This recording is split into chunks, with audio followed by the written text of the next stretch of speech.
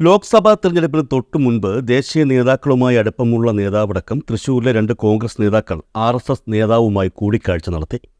K മുരളീധരന്റെ തോൽവിയിൽ നേതാക്കൾക്ക് പങ്കുണ്ടെന്ന ആക്ഷേപത്തെ സ്ഥിരീകരിക്കുന്നതാണ് ഈ ആരോപണം. തന്നെ തോൽപ്പിച്ചവർ എന്ന് കോൺഗ്രസിലെ ചിലരെ ചൂണ്ടിക്കാട്ടി കെ മുരളീധരൻ ആരോപണം ഉന്നയിച്ച വ്യക്തികൾ ഈ ചർച്ച നടത്തിയ കൂട്ടത്തിലുണ്ട്. കൊച്ചിയിലെ ആഡംബര ഹോട്ടലിൽ 2 തവണയായിട്ടാണ് RSS നേതാവുമായി ഇവർ കൂടിക്കാഴ്ച നടത്തിയത്. സംസ്ഥാനത്തെ കോൺഗ്രസ് നേതൃത്വത്തിനെ മുൾമുനയിൽ നിർത്തുന്ന ഒരു ആരോപണമാണ് അച്ചടി മാധ്യമമായ തനിനിറം കഴിഞ്ഞ ദിവസം ഉന്നയിച്ചത്. ഏതോ ഒരു പി ബാലചന്ദ്രനാണ് ഈ വാർത്ത പുറത്തുവിട്ടിരിക്കുന്നത്. തൃശൂരിൽ പൂങ്കുന്നത്തെ RSS സഹയാത്രികനായ RSS BJP ദേശീയ നേതാക്കളുമായി അടുത്ത ബന്ധമുള്ള ആളുമായ വ്യക്തിയാണ് തൃശൂരിലെ കോൺഗ്രസ് നേതാക്കളും RSS നേതാവുമായുള്ള കൂടിക്കാഴ്ചയ്ക്ക് ഇടനിലക്കാരനായി അവസരമൊരുക്കിയത് എന്നാണ് വാർത്തയിൽ പറയുന്നത്. കൊച്ചിയിൽ ഹോട്ടലിൽ നടന്ന RSS നേതാവുമായുള്ള കൂടിക്കാഴ്ചയുടെ CCTV ദൃശ്യങ്ങളും ഇടനിലക്കാരനായി പ്രവർത്തിച്ച പൂങ്കുന്നത്തെ RSS സഹയാത്രികന്റെ മൊബൈൽ ശബ്ദ സന്ദേശവും തെളിവായി കോൺഗ്രസ് നേതൃത്വത്തിന് ലഭിച്ചു എന്നും വാർത്തയിൽ ഈ പറയുന്ന പി ബാലചന്ദ്രൻ കൂട്ടിച്ചേർക്കുന്നുണ്ട്.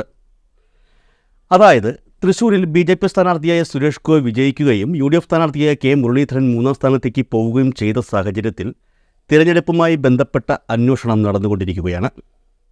അതിനിടയിലാണ് ഇത്തരത്തിൽ ചില സംഭവങ്ങളൊക്കെ നടന്നിട്ടുണ്ട് എന്ന് പറഞ്ഞുകൊണ്ട് പി ബാലചന്ദ്രൻ്റെ സ്റ്റോറി തനിനിറം പത്രത്തിൽ വരുന്നത്. തൃശൂർ, ആലത്തൂർ മണ്ഡലങ്ങളിലെ UDF സ്ഥാനാർത്ഥികളുടെ പരാജയവുമായി ബന്ധപ്പെട്ട് നിയോഗിച്ച അന്വേഷണ കമ്മീഷൻ തൃശൂരിലും പാലക്കാടുമെത്തി നേതാക്കളുടെ മൊഴിയെടുക്കുകയും തെളിവ് ശേഖരിക്കുകയും ചെയ്തിരുന്നു. ഇതിൽ പാർട്ടി നേതാക്കളുടെ പേര് പറഞ്ഞ് ആരോപണം ഉന്നയിച്ചിരുന്നു എന്നും തെളിവായി ചില ദൃശ്യങ്ങളും കമ്മീഷന് കൈമാറിയിരുന്നു എന്നുമാണ് ഈ സ്റ്റോറിയിലൂടെ ബാലചന്ദ്രൻ ആരോപിക്കുന്നത്. സത്യം പറയാമല്ലോ, ബാലചന്ദ്രൻ പറഞ്ഞ കാര്യങ്ങളിൽ ഏകദേശം പകുതിയും ശരിയാണെന്നാണ് നമുക്ക് ലഭിച്ച റിപ്പോർട്ട്. അതായത് സ്റ്റോറി മുഴുവനും ശരിയല്ല എന്ന്. അപ്പോൾ എന്താണ് ശരി, എന്താണ് ശരിയല്ലാത്തത് എന്ന ചോദ്യം ഉയരും. അതായത് പുറത്തു വരുന്ന റിപ്പോർട്ടുകൾ അനുസരിച്ച് ഒരു ചർച്ച നടന്നിരുന്നു. അത് ഈ പറയുന്നത് പോലെ BJP സ്ഥാനാർത്ഥിയായ സുരേഷ് ഗോപിക്ക് കോൺഗ്രസ് വോട്ടുകൾ മറിച്ചു കൊടുക്കാനുള്ള ചർച്ചയായിരുന്നോ എന്ന് ഉത്തരം പറയേണ്ടത് കോൺഗ്രസ് നേതൃത്വമാണ്. പക്ഷേ ഞാൻ നേരത്തെ പറഞ്ഞല്ലോ, ചില റിപ്പോർട്ടുകൾ പുറത്തു വന്നിരുന്നു എന്ന്. റിപ്പോർട്ടുകൾ അനുസരിച്ചുള്ള വിലയിരുത്തലുകൾ നടത്തുന്നതിന് മുൻപ് നേരത്തെ നടന്ന ചില സംഭവങ്ങൾ കൂടി കേൾക്കണം. അതായത് 2016 നിയമസഭാ തിരഞ്ഞെടുപ്പ്. തിരുവനന്തപുരം ജില്ലയിലെ നേമം മണ്ഡലത്തിൽ നിന്നും BJP സ്ഥാനാർത്ഥി O രാജഗോപാൽ മത്സരിക്കുന്നു. LDF സ്ഥാനാർത്ഥിയായി മത്സരിക്കുന്നത് V ശിവൻകുട്ടി. UDF സ്ഥാനാർത്ഥിയായി മത്സരിക്കുന്നത് ജനതാദൾ യുണൈറ്റഡിലെ B സുരേന്ദ്രൻപിള്ള. കേരള ചരിത്രത്തിൽ ആദ്യമായി നിയമസഭയിൽ BJPക്ക് ഒരു പ്രതിനിധിയെ നേമം മണ്ഡലത്തിലൂടെ ലഭിച്ചു, O രാജഗോപാൽ. സ്വാഭാവികമായും BJPക്ക് ഇതിനപ്പുറം സന്തോഷമില്ലായിരുന്നു. 5 വർഷം കഴിഞ്ഞു. 2021 നിയമസഭാ ഇലക്ഷൻ. നേമം മണ്ഡലത്തിൽ നിന്നും BJP സ്ഥാനാർത്ഥിയായി മത്സരിക്കുന്നത് കുമ്മനം രാജശേഖരൻ. LDF സ്ഥാനാർത്ഥിയായി V ശിവൻകുട്ടി തന്നെ. എന്നാൽ UDF സ്ഥാനാർത്ഥിയായി എത്തിയത് കരുത്തനായ കോൺഗ്രസിലെ കെ മുരളീധരൻ. സത്യം പറഞ്ഞാൽ മുരളീധരൻ്റെ രംഗപ്രവേശം അപ്രതീക്ഷിതമായിരുന്നു.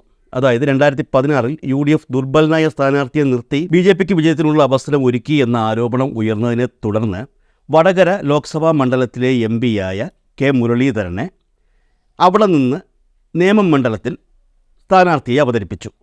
എന്താണ് സംഭവിച്ചത്? നേമത്ത് UDF എന്ന് പറഞ്ഞാൽ കോൺഗ്രസ്സാണ്. സ്വാഭാവികമായി UDF വോട്ടുകൾ മുഴുവൻ കെ മുരളീധരന് ലഭിച്ചു. അങ്ങനെ വന്നപ്പോൾ കുമ്മനം രാജശേഖരൻ തോറ്റു. V ശിവൻകുട്ടി ജയിച്ച് മന്ത്രിയാവുകയും ചെയ്തു. ഇതിനിടയിൽ പലരും അറിയാത്ത ഒരു സംഭവം അവിടെ നടന്നു. കുമ്മനം രാജശേഖരൻ എന്ന് പറയുന്ന വ്യക്തി RSS എന്ന സംഘടനയ്ക്ക് വളരെ വേണ്ടപ്പെട്ടവനാണ്. ജയിക്കുമെന്ന് ഉറപ്പുള്ളത് കൊണ്ട് തന്നെയാണ് 2021 നിയമസഭാ തിരഞ്ഞെടുപ്പിൽ കുമ്മനത്തിന് നേമം മണ്ഡലത്തിൽ മത്സരിപ്പിച്ചത്. കുമ്മനം ഗവർണർ പദവിയൊക്കെ രാജിവെച്ച് സംസ്ഥാന രാഷ്ട്രീയത്തിലേക്ക് വീണ്ടും ഇറങ്ങിയ സമയം. നേമം മണ്ഡലം ഘടകകക്ഷികൾക്കാണ് UDF നൽകിക്കൊണ്ടിരുന്നത്. എന്നാൽ ഇത്തവണ ആ തീരുമാനത്തിന് മാറ്റം വന്നു. കോൺഗ്രസ് മണ്ഡലം ഏറ്റെടുത്തു. വടകര ലോക്സഭാ മണ്ഡലത്തിലെ MP-യായ കെ മുരളീധരൻ മത്സരിക്കാനെത്തി. മത്സരിച്ചു, തോറ്റു. കൂടെ ജയിക്കുമെന്ന് പ്രതീക്ഷ വച്ചിരുന്ന കുമ്മനവും തോറ്റു. അതോടെ RSS സംഘടന കെ മുരളീധരന് എതിരായി. മുരളീധരനുമായി വളരെ നല്ല ബന്ധത്തിലായിരുന്നു RSS എന്നുള്ളത് പരസ്യമായ രഹസ്യമാണ്. മുരളീധരൻ മത്സരിച്ചാൽ ഉറപ്പായും RSS വോട്ടുകൾ അദ്ദേഹത്തിന് തന്നെ ലഭിക്കുമെന്നുള്ളതും തീർച്ചയാണ്. മുരളീധരൻ മത്സരിച്ച എല്ലാ മണ്ഡലങ്ങളിലും അങ്ങനെ തന്നെയാണ് സംഭവിച്ചിട്ടുള്ളത്. എന്നാൽ കുമ്മനവും മുരളീധരനും തമ്മിൽ താരതമ്യപ്പെടുത്തുമ്പോൾ RSSന് സ്വാഭാവികമായും കുമ്മനത്തിന് പിന്തുണച്ചേ മതിയാവുകയുള്ളൂ. ഈ സാഹചര്യത്തിലാണ് അപ്രതീക്ഷിതമായി മുരളീധരൻ നേമം മണ്ഡലത്തിൽ മത്സരിക്കാൻ എത്തുന്നതും കുമ്മനത്തിനെ തോൽപ്പിച്ച് കിടത്തുന്നതും. തോറ്റെങ്കിലും BJPയുടെ സീറ്റ് പൂട്ടിച്ച മുരളീധരൻ കോൺഗ്രസ്സുകാർക്കിടയിൽ ഹീറോ ആയി. എന്നാൽ RSS അത് മറന്നില്ല. അവസരത്തിനായി അവർ കാത്തിരുന്നു. വടകര മണ്ഡലത്തിൽ RSSന് ഒന്നും ചെയ്യാനില്ല. അത് മുസ്ലിം ലീഗിൻ്റെ കോട്ടയാണ്. സ്വാഭാവികമായും അവിടെ LDFും UDFും തമ്മിലാണ് മത്സരം. BJPയും RSSും ഉൾപ്പെടുന്ന NDA അവിടെ കാഴ്ചക്കാർ മാത്രമാണ്. പക്ഷേ ഇത്തവണ ലോക്സഭാ തെരഞ്ഞെടുപ്പിന് മുൻപ് ഒരു സംഭവം നടന്നു. കെ മുരളീധരൻ്റെ സഹോദരി പത്മജ വേണുഗോപാൽ BJP അംഗത്വം സ്വീകരിച്ചു. കോൺഗ്രസ് നേതൃത്വത്തിന് ലഭിച്ച ഏറ്റവും വലിയ തിരിച്ചടിയായി ഈ സംഭവം. പത്മജ വേണുഗോപാലിൻ്റെ സ്ഥലമായ തൃശ്ശൂരിന് ഒരു മാറ്റവും വന്നിട്ടില്ല എന്ന് തെളിയിക്കേണ്ടത് കോൺഗ്രസിൻ്റെ ബാധ്യതയായി തീർന്നു. അതിനായി അവർ കണ്ടെത്തിയ മാർഗമാണ് പത്മജയുടെ സഹോദരൻ കെ മുരളീധരനെ തൃശ്ശൂരിൽ മത്സരിപ്പിക്കുക എന്ന ഉപായം. മുരളീധരനാണെങ്കിൽ വടകരയിൽ നിന്നും മാറി നിൽക്കാൻ താൽപ്പര്യമില്ല എന്നുള്ളതായിരുന്നു വസ്തുത. കാരണം വടകര ഷുവർ സീറ്റാണ്. എന്നാൽ തൃശ്ശൂർ അങ്ങനെയല്ല. അവിടെ താരപരിവേഷം കൊണ്ടും ജനങ്ങളുമായുള്ള ഇടപെടൽ കൊണ്ടും ശക്തനായ BJP സ്ഥാനാർത്ഥിയാണ് മത്സരിക്കുന്നത്, സുരേഷ് ഗോപി. എന്നാൽ നേതൃത്വം പറഞ്ഞാൽ അനുസരിക്കാതിരിക്കാൻ കഴിയില്ലല്ലോ. സ്വാഭാവികമായും കെ മുരളീധരൻ തൃശ്ശൂരിൽ മത്സരിക്കാനെത്തി. തൃശ്ശൂരിലേക്ക് വന്നപ്പോൾ മുരളീധരനെ ഏറ്റവും കൂടുതൽ ആശങ്കപ്പെടുത്തിയ സംഭവം RSS പിന്തുണ ഉണ്ടാകില്ല എന്നുള്ളതായിരുന്നു.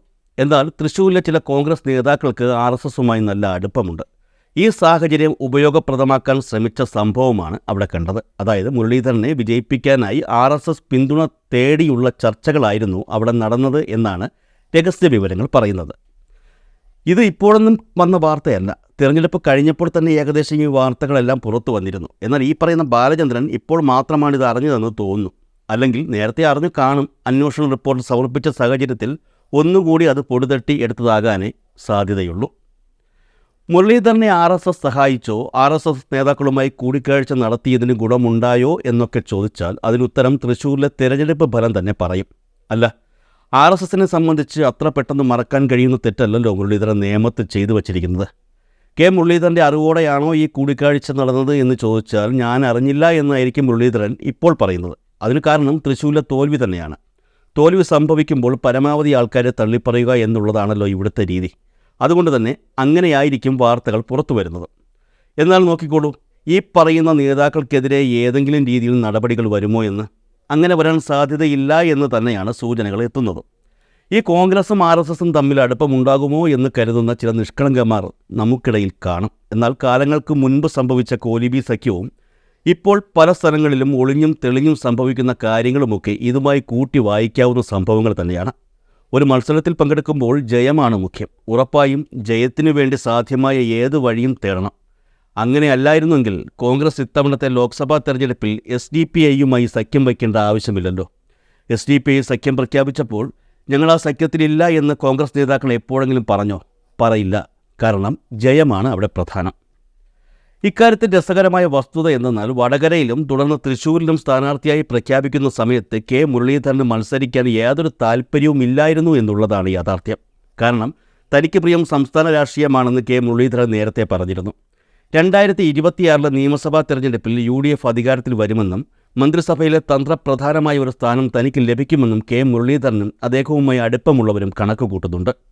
അതുകൊണ്ട് തന്നെ ഇത്തവണ ലോക്സഭാ തെരഞ്ഞെടുപ്പിൽ മത്സരിക്കേണ്ട എന്ന തീരുമാനത്തിലായിരുന്നു മുരളീധരൻ. എന്നാൽ സിറ്റിംഗ് MPമാർ എല്ലാം തെരഞ്ഞെടുപ്പിൽ മത്സരിക്കണമെന്ന് KPCCയുടെ നിർദ്ദേശം തള്ളാൻ കഴിയാത്ത സാഹചര്യത്തിലാണ് അദ്ദേഹം സ്ഥാനാർത്ഥിയായി എത്തിയത്.